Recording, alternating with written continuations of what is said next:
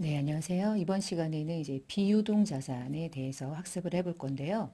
우리가 이제 유동 자산이 끝난 이후에 이제 비유동 자산으로 학습 범위가 이제 구분이 돼서 학습을 하실 거고, 비유동 자산에는 투자 목적의 자산, 유형 목적으로, 그러니까 유형의 형태를 띠고 있는 사용하기 위한 자산, 유형 자산, 그리고 형체가 없는 무형 자산, 이외에 기타 비유동 자산, 이렇게 네 가지의 자산으로 구분을 하고 있고요.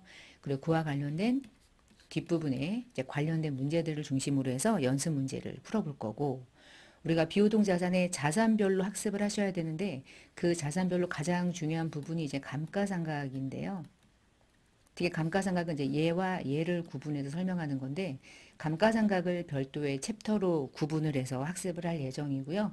이번 시간에는 비유동 자산의 각각의 자산들의 특징, 그리고 각각의 계정들의 계정 과목으로 회계 처리하는 종류들을 같이 살펴보도록 하겠습니다. 우리가 재무상태표를 여러분이 한번 상상을 해보면 자산은 크게 유동자산과 비유동자산으로 구분을 하는데요. 유동자산은 보고하고 나서 1년 이내에 현금화가 될 수 있는 자산들을 의미하고요. 비유동자산은 보고하는 날로부터 1년 이후에 뭔가 현금화가 되거나 경제적인 효익을 창출할 거라고 기대가 되는 것들을 비유동으로 구분해요. 자, 우리가 이 안에 있는 비유동 자산을 지금 들어온 거고요. 비유동 자산은 네 가지의 자산으로 구분됩니다. 첫 번째가, 그러니까 결국에 자산을 분류하는 기준은요, 어떤 목적으로 가지고 있느냐, 어떤 형태로 보유하고 있느냐에 따라서 자산을 나눠요. 일단은 기간을 가지고 1년 이내, 1년 이후로 나누고요. 비유동 자산은 다시 네 가지의 자산으로 구분해요. 만약에 어떤 기업이 나는 투자를 목적으로 보유하고 있다. 그러면 그 자산은 투자 자산이 되는 거고요. 영업 활동에 사용하기 위한 건데 형체가 있다면 유형 자산. 영업 활동에 사용하기 위해서 보유하고 있는데 형체가 없다면 그때는 무형 자산. 자산 중에 유동은 아니고 투자 목적도 아니고 유형이 있는 것도 아니고 무형도 아닌데 어쨌거나 비유동 자산에 해당하기는 하는 것들을 우리가 마지막에 기타 비유동 자산으로 구분해요. 자, 이번 시간에는 요 비유동 자산의 네 가지 카테고리별로 어떤 목적으로 가지고 있는 게 각각의 자산으로 구분되는지, 어떤 목적으로 가지고 있을 때 이 자산으로 분류되는지에 따라서 이유, 그리고 종류, 그리고 원가를 어떻게 구하는지를 좀 볼 거예요. 그리고 순차적으로 이후에 부채를 좀 보고 자본을 보고 이런 식으로 우리가 이제 구분을 하겠습니다. 자, 첫 번째 해볼게요. 투자 자산. 우리 기업에서 투자 자산이라고 말할 때는 반드시 장기 목적일 때 투자 자산 이렇게 구분해요. 선생님, 투자 중에 단기 투자도 있잖아요. 만약에 투자 중에 단기 투자 자산을 말한다면 그 자산은 당좌 자산에 있어요. 이렇게 부르시면 돼요. 당좌 자산에 단기 투자 자산은 있지만 회계에서 그냥 투자 자산이라고 말하는 건 통상적으로 비유동에 있는 투자를 의미하는 겁니다.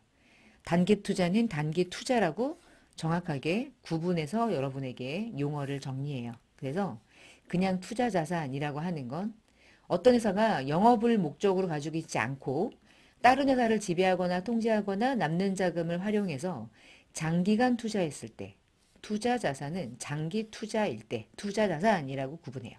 그래서 걔를 비유동 자산으로 구분합니다. 또 하나는 이 비유동에는 투자도 있고 유형도 있고 무형도 있는데 투자 자산에 들어가는 것들은 유형이나 무형이 아닌 것들, 영업 활동을 위해서 장기간 사용되는 유형이나 무형이 아닌 것들을 우리가 이제 투자로 구분한다. 자, 예를 들어 우리가 이제 앞에서 재고 자산을 공부할 때 한번 봤던 예제인데요. 만약에 토지를 외상으로 샀을 때 목적이 판매 목적이라면 그때는 토지라는 이름이 아니라 상품이라는 자산, 특히나 재고 자산으로 구분을 했죠. 판매 목적이면 재고 자산으로 구분을 해야 하기 때문에 그래요. 주된 매입 채무이기 때문에 외상 매입금이라고 처리합니다. 여기서 우리가 재고 자산을 공부할 때 상품이라는 자산으로 처리할 수도 있지만 그냥 이 자체를 매입이라고 회계 처리해도 결론적으로 결산만 잘 수행하시면 되기 때문에 상품으로 분개해도 사실은 맞고요. 매입이라고 해도 맞아요. 왜냐하면 둘 다 결산 과정을 통해서 제대로 원가를 만들고 기만상품 재고를 파악해서 자산에 반영하면 되거든요. 그래서 둘 다 어떻게 하든 상관없어요. 둘 다 똑같은 어떤 결산을 과정을 거치면 둘 다 동일하게 결산만 잘 수행하면 되기 때문에 매입 채무는 주된 매입 채무이기 때문에 이때 쓰는 계정은 외상 매입금이었죠. 근데 만약에 제조업을 하고 있으나 장기 투자 목적으로 토지를 샀을 때 딱 이거죠. 자, 그럴 때 처리한 이름이요. 투자 부동산이 되는 거예요. 주된 매입 채무가 아니죠? 그러면 미지급금 처리한다고 그랬죠. 만약에 여러분 뒤에서 제조업이 영업활동에 사용하기 위해서 토지를 샀을 땐 영업에 사용할 목적이잖아. 토지는 형체가 있잖아요. 그럴 때 잡는 이름이 토지라는 유형자산이 됩니다. 그 동일한 토지가 어떨 때는 재고자산이 되고요. 어떨 때는 장기 투자 목적의 투자자산이 되고요. 어떨 때는 유형자산이 되는 거예요. 자산을 분류하는데 목적에 따라 자산의 계정의 종류가 달라지죠. 자, 그러면 다음 장에 투자 자산의 계정들을 하나씩 정리를 해보면 첫 번째가 투자를 목적으로 땅이나 건물, 각각의 부동산을 취득했을 때 인식하는 계정 중에 하나를 투자부동산이라고 처리하고요. 장기 투자 목적으로 유가증권을 취득했을 때는 장기간 투자를 목적으로 샀는데 언제 팔지 아직 모르겠고 시세 차익을 얻을 수도 있고 단기 매매 목적도 아니고 만기까지 보유할 목적이면은 만기 보유증권인데 만기 보유증권도 아닌 이것도 아닌 저것도 아닌 상황에 맞게 처분할 수도 있고 들고 있을 수도 있고 그런 지저분한 것들을 우리가 매도 가능 증권으로 분류했죠. 그 다음 회사가 돈이 나가요. 현금이 나가는데 현금이 나간 이유를 알아보니까 내가 누군가에게 돈을 빌려준 거야. 빌려주면 나는 빌려줬으니까 나중에 만기 때 돌려받는 대여금으로 처리하는데 상환기간이 1년을 초과하면 단기가 아니라 장기가 될 거고요. 만약에 1년 이내에 대여금이 회수가 되면 단기 대여금 이렇게 처리하면 되겠죠. 자, 여기서 장기 대여금도 또 다른 투자 자산이 되는 거예요. 얘네들이 투자 자산인 이유는 내가 어떤 자산을 투자해서 만기가 되면 이자를 받거나 만기가 되면 뭐 배당을 받거나 만기가 됐을 때 시세 차익을 얻어서 뭔가 수익을 창출하려고 할 때 그런 것들이 투자 목적이 되기 때문이고요. 자, 은행에다가 정기예금을 예치할 때 1년 이후가 만기가 도래되는 것들은 금융상품 중에서도 단기가 아니라 장기 금융상품 이렇게 구분해요. 이런 것들이 전부 다 뭐란 뜻이냐면 투자 자산이 되는 거죠. 계정 과목이. 자, 뒷장이에요. 우리가 이제 앞부분에서 매도 가능 증권에 대한 걸 연습한 적이 있는데 분계 연습을 한번 해볼까요? 자, X 1년도 7월에 여유 자금이 있어서 투자 목적으로 2년 만기 1,000만 원을 정기 예금에 가입했대요. 돈이 나가야지 않을까요? 그렇죠? 은행에다가 예금을 예치할 때 돈을 가지고 은행에 예치하는 거잖아요. 근데 만기가 2년이고요. 여유 자금이 있어서 은행에다가 예치했대요. 이럴 때 잡는 게 장기 금융 상품이라는 자산으로 인식하는 거예요. 그러니까 이 분계는 현금이 나갔는데 장기 금융 상품의 자산의 증가 요인을 가져온 거죠. 은행에 넣고 현금은 감소하고 이런 식. 두 번째, 장기 투자를 목적으로 주식 1,000주를 500에 샀대요. 돈 나갔죠? 500 주고 주식 샀으니까. 근데 우리가 주식을 샀을 때 장기 투자 목적이면 계정 과목 중에 유가증권 중에 단기 매매 증권도 있고 지금 보셨던 만기 보유 증권도 있고 애매하면 매도 가능 증권이 있는데 일단 장기기 때문에 단기는 아니고요.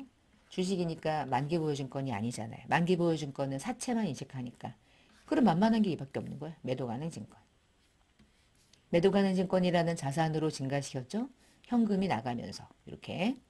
세 번째, 돈이 남아 돌아서 투자를 목적으로 토지를 1억에 샀대요. 토지가 현금이 1억이 나갔죠. 투자를 목적으로 토지를 샀을 때 그럴 때 잡는 계정 과목을 투자부동산, 대놓고 투자부동산. 투자부동산을 샀으니까 투자부동산이라는 자산은 증가했고 현금이라는 자산은 감소한 거죠. 그러니까 이 모든 거래의 공통점은 자산의 증가와 자산의 감소를 가져왔는데 그 자산의 계정이 다른 거예요. 다르잖아요. 돈을 가지고 막 다양한 것들을 투자하잖아. 그럼 전부 다 자산인 거예요.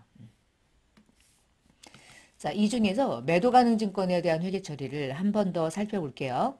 자, X1년도 11월에 장기 투자 목적으로 상장 주식을 10,000원에 현금 주고 샀대요. 그럼 매도 가능 증권 10,000원 주고 샀죠? 현금은 10,000원이 나간 거예요. 자, 근데 얘를 매년 결산 때 뭐 하냐면 공정가치가 있기 때문에 평가라는 건 해요. 자, 공정가치가 1,500원이 되었다는 얘기는 만 원이 500원만 증가되면 1,500원으로 장부상의 가액을 조정해서 외부정보 이용자에게 보여줄 수 있기 때문에 매도 가는 증권 만 원을 1,500원으로 평가하는 방법은 차이가 나는 금액만 추가로 매도 가는 증권을 증가시켜주면 되겠죠. 매도 가는 증권 500원 잡으면 매도 가는 증권은 현재 1,500원 되었다. 이렇게 보여주는 거죠. 이때 대변에 매도 가는 증권을 평가해가지고 이익이 났습니다. 라고 보여주는 이 500원은 손익계산서인 당기손익에 가지 않고 재무상태표 BS 계정인 기타 포괄 손익누계액으로 가요. 자본 계정으로 간다고 그랬죠. 자, 이유는 매도 가는 증권은 당장 팔 게 아니에요. 당장 팔 게 아니기 때문에 팔아먹을 때까지, 그걸 다시 다른 말로 말하면 처분할 때까지는 그 자산을 평가한 계정을 계속적으로 장부상에 남겨놨다가, 그러니까 당의 손익으로 반영하지 않는 거죠. 매도하는 증권은 평가만 한 거지 진짜 돈을 받은 건 아니잖아요. 돈을 받았을 때 진짜 손익을 인식하고자 해서 이때는 그냥 매도 가는 증권 평가이익이라는 계정으로 처리해야 돼. 자본 계정에 누적하는 거예요. 자, 이렇게 했을 때 여기까지 했을 때 장부가 어떻게 바뀌는지 해볼게요. 자, BS 재무상태표를 열어보면요. 지금 매도 가는 증권은 만 원에 500원이 더해져서 1,500원이 돼 있겠죠. 자, 얘는요. 매도 가는 증권 평가이익은 손익계산서로 가지 않고 재무상태표 대변에 자본 계정 자리에 매도 가능 증권 평가이익으로 500원이 이렇게 잡혀요. 그리고 이 매도 가능 증권을 처분할 때까지 같이 자본 계정에 누적해서 잔액을 보여주는 거예요. 그러면 이런 뜻이요. 이게 12월 말에 매도 가능 증권이 1,500원인데 이 매도 가능 증권을 평가한 결과가 이익으로 500원이었다는 얘기는 평가를 안 했었다면 원래 원가는 얼마라는 거야? 딴. 만 원이란 뜻 아닌가? 평가 이익이 500원인데 그 매도 가능 증권이 1,500원으로 평가한 이후에 자산의 가치가 외부정보 이용자에게 보여주고 있다는 얘기는 매도 가능 증권은 원래 만 원이구나. 이게 보이잖아. 원래 만 원. 이렇게.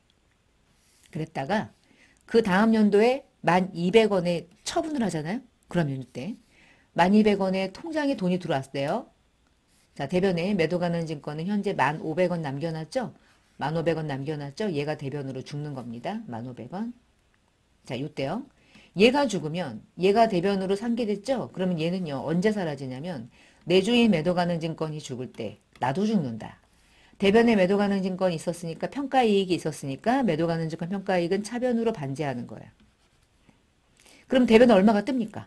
매도 가능 증권 처분 이익으로 200원 뜨죠? 이것을 당기순이익인 영업외 수익으로 인식하는 거예요. 다시. 그러면 이렇게 했을 때 어떤 효과가 있냐면 결국은 여러분 X1, X2년 전반적인 전체 기간 거쳤을 때 매도 가능 증권 처음에 10,000원 주고 샀죠. 근데 결국 1,200원에 팔았죠. 그러면 2년 동안 얼마 매도 가능 증권 가지고 있다가 이익 난 거예요? 200원 이익 난 거죠? 그 200원의 이익을 마지막에 한 번 이익으로 인식하는 거예요.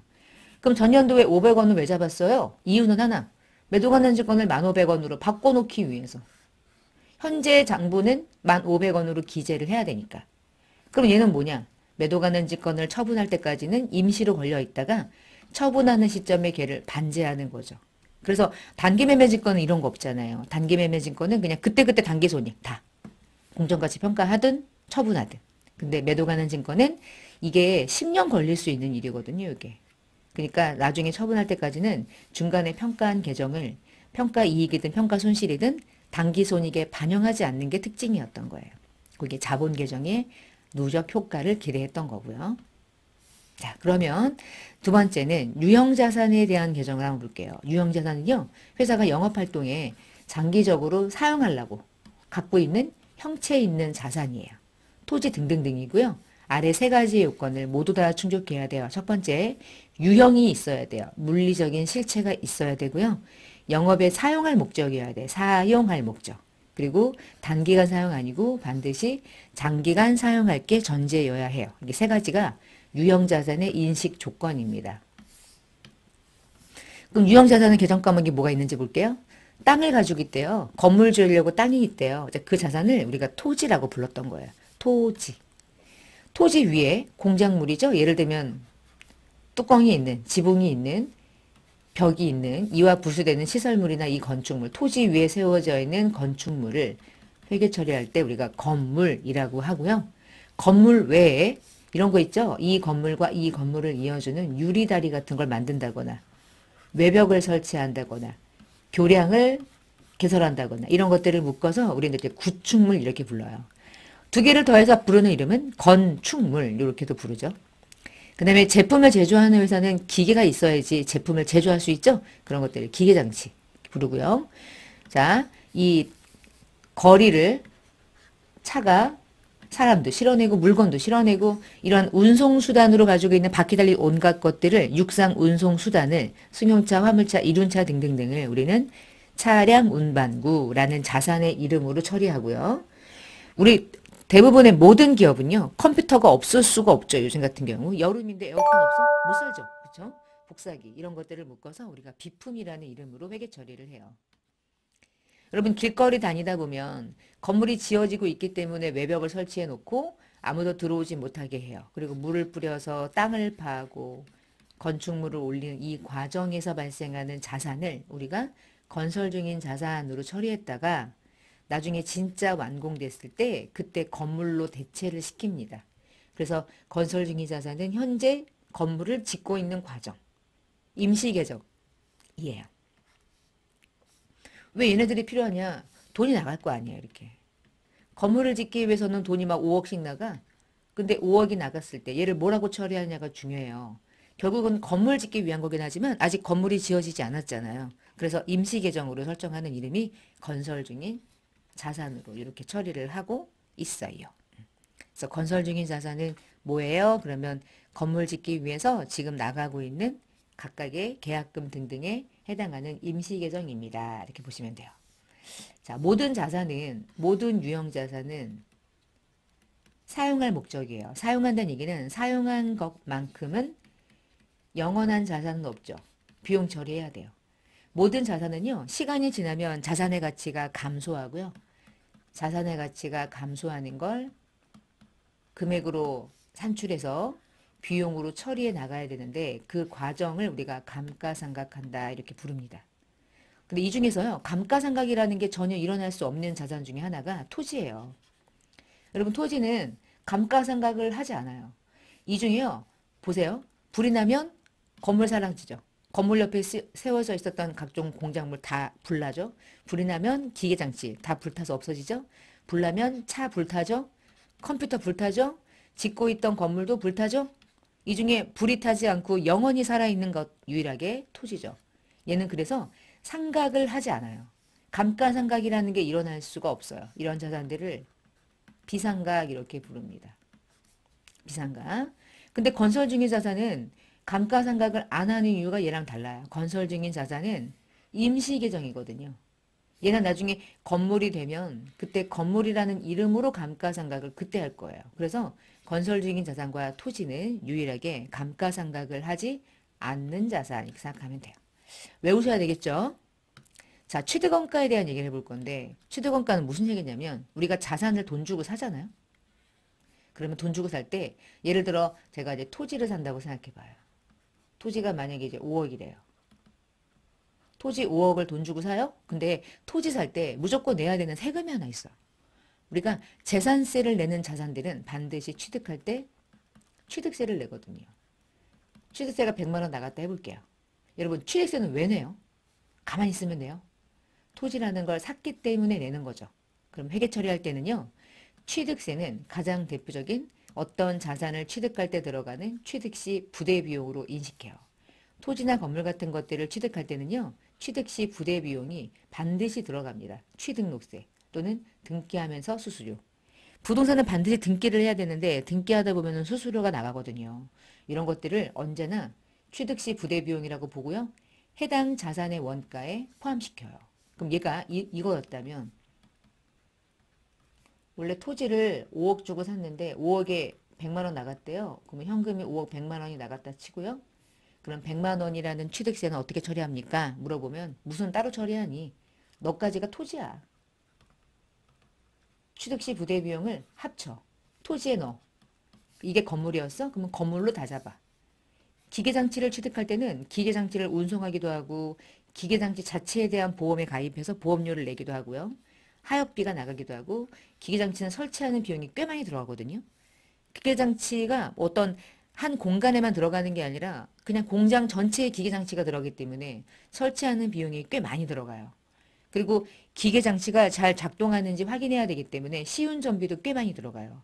이 모든 것들을 우리는 기계장치의 원가에 포함시킵니다. 그래서 만약에 건물을 살 때 취득세를 냈다. 분개하세요. 답은 건물이라고 처리하고요. 대변에 현금 나가는 거예요. 기계를 취득하면서 하역비가 나갔대. 답은 별도의 비용 처리할 수가 없습니다. 이것까지가 다 해당 자산으로 보는 거야. 그게 취득원가를 회계 처리하는 방식이에요. 취득원가에 처리한다, 취득원가에 포함한다는 건 보험료긴 하지만 계정과목이 건물이 돼버리고요. 취득세긴 하지만 계정과목이 토지가 돼버리는 거예요. 그게 아예 그 자산으로 잡아버리는 거죠. 취득원가로 인식하는 방식은 그렇게. 그러면 아이고 넘어갔네. 요거 한번 볼까요? 이거 맞죠? 요거 맞죠? 요거 좀 볼까요? A라는 회사가 기계를 샀는데 기계와 관련된 순수한 기계장치에 대한 구입액은 100만 원이고요. 공장까지 운임이 들어간 게 10이래요. 공장까지 운임이 들어간 이유는 통상적인 내가 매출 거래량 일으키는 게 아니라 기계를 샀기 때문에 들어가는 운임이잖아요. 공장 안에 설치비 3만 원. 기계를 샀기 때문에. 시운전비, 기계를 샀기 때문에. 그러면 최대원가는 얼마가 됩니까? 다 더하는 120. 분계는 전부 다 현금으로 나갔습니다. 그러면 120 현금 나갔을 거고 이 120만 원을 전부 다 뭘로 처리해요? 기계장치라는 자산의 원가에 포함하기 위해서 전부 다 기계장치로 잡는 거예요. 120만 원을 쪼개보면 사실은 기계장치라는 원래 금액은 100이었죠. 근데 운임 따로 안 써요. 다 기계장치로 봐요. 설치비, 기계장치, 시운전비, 기계장치. 다 자산으로 처리하는 거예요. 취득원가에 포함하기 위해서. 그러면 자산으로 처리한다는 얘기는 비용 처리를 안 하네. 그러면 비용 처리는 얘는 평생 안 하는 건가? 기계장치라고 잡은 다음에 이 기계장치를 사용할 할 때마다 기간이 경과되면 결산할 때 얘 중에 일부를 비용으로 까나가는 과정을 거치는 거예요. 그거 우리가 감가상각이라는 방식에 의해서 비용으로 인식을 결산 때 할 거예요. 왜냐면 내가 기계장치를 사는 순간 내가 얘를 사용한 건 사실은 아니잖아요. 그치? 시간이 지날수록 자산의 가치가 소멸할 거고 쉽게 말하면 내가 그 자산을 사용하니까 사용을 1년 동안 얼마만큼 했는지를 1년에 한 번 계산하는 거지 앉아가지고 기계 쓸 때마다 오늘은 500원어치 내일은 1000원어치 이런 식으로 비용 처리하지는 않거든요. 자, 지금 보시면 취득원가에 포함한다는 건 결국 이렇게 하는 거죠. 유형자산으로 아예 잡아버리는 거고 그 해당하는 비용을 그리고 현금이 나가면 현금이고요. 여러분 유형자산을 외상으로 매입했다 그러면 계정과목이 뭘까요? 주된 매입 채무가 아니죠. 상거래상. 그러니까 기타 채무인 미지급금만 걸릴 거예요. 회계 처리한다면 자, 아래쪽에 유형자산에 대한 취득원가 회계 처리를 한번 예를 들어서 좀 볼게요. 공장을 짓기 위해서 토지를 샀대요. 외상으로. 그러면 이 토지는 투자 목적 아니고 정상적으로 사용하기 위한 거니까 유형자산의 계정과목 중에 하나인 토지라고 잡습니다. 근데 외상이니까 외상매입금 쓰면 돼요? 안 되죠. 상품이나 원재료가 아닌 한 언제나 미지급금으로 사용하는 거예요. 만약에 공장으로 사용할 건물을 수표를 발행해서 결제할 때요. 건물이라는 자산이 생긴 거죠? 여기서 말하는 수표는 선생님 뭐죠? 그러면 기업이 수표를 직접 발행할 수 있다면 그 수표는 유일하게 당좌 수표라는 걸 얘기한 적이 있어요. 그러니까 당좌 예금이 나간 것으로 이렇게 처리해버리는 거죠. 토지를 취득하는데 취득세 5원이 보통예금에서 나갔대요. 보통예금이 5원이 나갔어요. 5원 나간 이유는 취득세를 낸 건데 이 취득세는 반드시 어떤 자산을 취득했기 때문에 내요. 그래서 그 자산 때문에 낸 거니까 그 자산으로 잡아버리는 거야. 토지. 취득세는 어떤 일반적으로 그냥 매년 내는 세금이 아니라 취득할 때 한 번 내는 거죠. 다 언제나 취득 원가에 포함하는 거예요. 자, 기계를 20원 주고 샀는데 취득할 때 설치비, 설계비 10원이 발생돼서 토탈 현금은 30원이 나갔대요. 답은 죄다 기계장치 잡으시면 되고요. 기계를 수입할 때 관세 10원을 현금으로 냈대요. 현금 10원 나갔는데 이때 10원은 여러분 관세는 수입했기 때문에 낸 거야. 수입이 다른 말로 매입이죠. 기계를 수입했기 낸 거니까 그것까지가 기계장치라는 자산의 취득 원가에 포함돼요. 아래쪽에 업무용 승용차 100원을 외상으로 구입했는데 취득세 5원은 현금으로 결제했대요. 업무용 승용차 100원은 차량 운반구인데 100원에다가 취득세도 포함시켜 버리죠. 105원. 외상으로 구입했던 금액은 100원인데 이 100원은 외상 매입이 아니라 주된 매입 재무가 아닌 기타 채무 100원. 나머지는 현금 5원 이렇게 구분 기재가 돼요.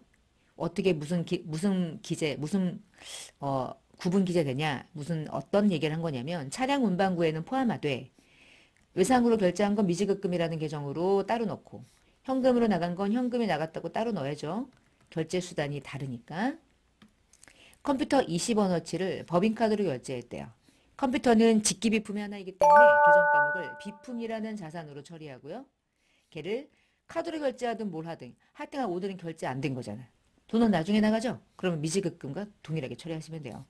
카드든 외상이든 오늘 돈 안 나갔어? 그러면 죄다 미지급금. 공장을 짓기 위해서 공사대금으로 1차 계약금 50원을 현금으로 줬대요. 건물을 짓고 싶대. 그러면 건물은 아직 안 지어졌지만 건물을 짓기 위해 나가는 돈을 우리는 건설 중인 자산, 임시계정 이렇게 처리를 합니다. 유형자산은 계정 과목을 구분하는 게 사실은 좀 중요해요. 우리 이제 그러면 3번에 이제 유형자산으로 끝났으니까 무형자산은 어떤 게 있는지 가볼게요. 무형자산은요 실체가 없어요. 영업활동에 쓸 거예요. 그러니까 실체가 없는데 조금 다르죠. 각종 권리의 성격들을 무형자산이라고 많이 불러요. 자, 무형자산은요. 세 가지의 특징을 가지고 있어요. 첫 번째, 식별이 가능해야 돼요. 식별이 가능하다는 얘기는 어떤 다른 자산과 기업 실체하고 다른 자산으로부터 분리할 수 있어야 돼요. 돈도 나가야 돼요. 식별할 수 있어야 돼요. 두 번째, 형체가 없음에도 불구하고 식별할 수 있어야 돼요. 식별해서 인식할 수 있어야 돼요. 두 번째, 미래 경제적인 효익을 창출할 수 있다고 보기 때문에 반드시 그 효익에 대한 것을 나만 가지고 있어야 되고요. 누군가가 이 자산을 접근할 수 없어야 돼요. 제한할 수 있어야 돼요. 내 거였기 때문에 다른 사람이 내 거를 건드리면 안 된다 이런 뜻인 거예요. 예를 들어서 특허권을 한번 생각해 볼게요. 특허권 형체 있어요? 형체 없어요. 근데 특허권을 만약에 1억이라고 인식하고 있어요. 그 얘기는 특허권이라는 권리를 별도로 분리해서 측정할 수 있다 이런 뜻인 거죠. 그리고 반드시 특허권이든 모든 자산은 돈이 나가야 돼요.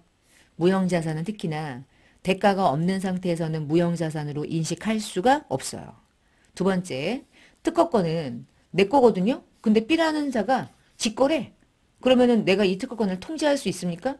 통제할 수 없죠. 통제할 수 없다는 얘기는 내 자산으로 인식될 수가 없는 거예요. 자, 세 번째. 그런데 얘 만약에 내 거라면 특허권을 왜 내가 무형자산으로 처리할 수 있느냐? 왜 자산이냐? 여러분 돈이 나가면 사실은 당장 비용 처리해도 되거든요? 근데 왜 자산일까요? 한 5년간의 자산 가치가 있다. 장기간 동안 사용될 거다. 그 얘기는 장기간 동안 비용 처리하는 게 나에게 더 유리하기 때문이야. 그래서 얘를 자산으로 처리하는 거예요. 나중에 매출이 일어나거나 용역을 제공하거나 원가를 절감하거나 기타 이후에 어떤 효익을 창출해 줄 거라고 기대가 되기 때문에 미래 경제적인 효익이 있다고 보는 거예요. 그래서 무형자산으로 처리해요. 세 가지의 요건 충족이 중요하고요.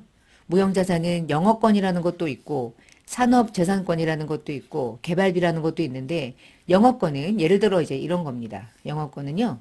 A라는 기업이 하나 있대요. A라는 기업의 재무상태표 BS를 열어보니까 자산이 500이고요. 부채가 400이고요. 자본이 100이래요. 근데 B라는 기업이 A라는 기업을 인수합병하고 싶은 거야. M&A를 하고 싶대. 자, B라는 기업은 A에게 얼마만 주면 이 A라는 기업을 돈 주고 살 수 있을까요? 자산이 500억이지만 400억은 부채입니다. 그러면 만약에 이 A가 자기 회사를 팔기 위해서 부채를 아예 제거해버리면 500 중에 400을 갚아버리면 얼마만 남아요? 100만 남죠? 자, B는요. 100원만 주면 이 기업을 살 수 있어요. 자, 100원만 주면 되는 거예요. 근데 100원보다 더 주는 거죠. 왜 더 줘요? A 기업에 보이지 않는 어떤 형체는 존재하지 않아요. 만져지지 않아요. 보이지도 않아요. 카운트도 안 돼요. 그러나 이 기업의 인지도, 이 기업이 가지고 있는 브랜드 가치, 이 회사에 다니고 있는 직원들의 기술력, 이런 것들이, 노하우 같은 것들이 녹아 있단 말이에요. 그게 얼마일지 더 돈 주고 사면 그만큼이 영업권이 됩니다. 영업권은 아주 중요해요. 특히 인수합병할 때.